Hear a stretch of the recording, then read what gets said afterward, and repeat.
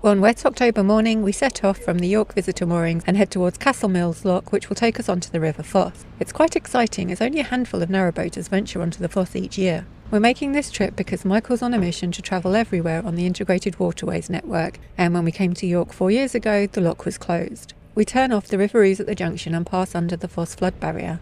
Then, just before we get to the lock, we pass some private moorings. If you spot a cameraman, it's because we're being filmed for Channel 4's Narrow Escapes. It's quite an unnerving experience for us to be filmed by someone else. We meet a wonderful team of volunteers at the lock. They're from the River Foss Society and the Inland Waterways Association, and they're here to lock us through. These lock gates are quite unique as they're open via chain link gears. Before we leave the lock, we have a bit of a discussion with the IWA about how far we'll be able to travel up the Foss today. The IWA say that the current end of navigation is Monk's Bridge, but there are two Monk's Bridges and we don't actually know which one they mean. It's irrelevant anyway, as Michael's going to try and travel as far as he possibly can. There are lots of buildings that back onto the river, so when Michael did his recce walk, he couldn't get to the river to see if we'd actually fit under all of the bridges, especially as the height of the river can change based on the volume of water that's flowing. The old warehouse ahead is on a sort of island between the main river and Wormwood's Cut. These buildings have now been converted into apartments. This is Wormwood's Cut, and it's an official IWA silver propeller location. As it's a dead end, we'll have to reverse out, but that's not made easy by the wind. Here the river follows the route of the York City walls.